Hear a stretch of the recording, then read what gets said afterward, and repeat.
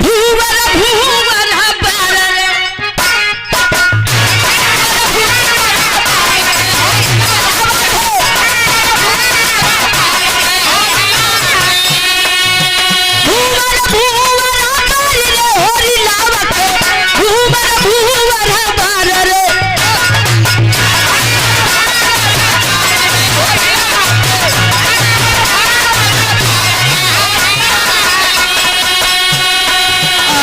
हरिला कमाई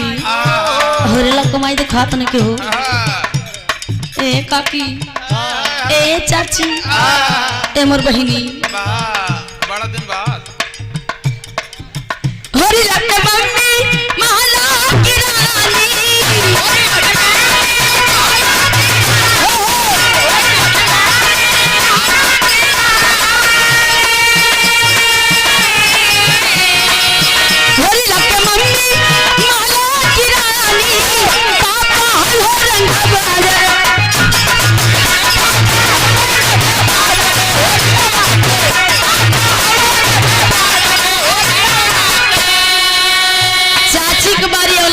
हो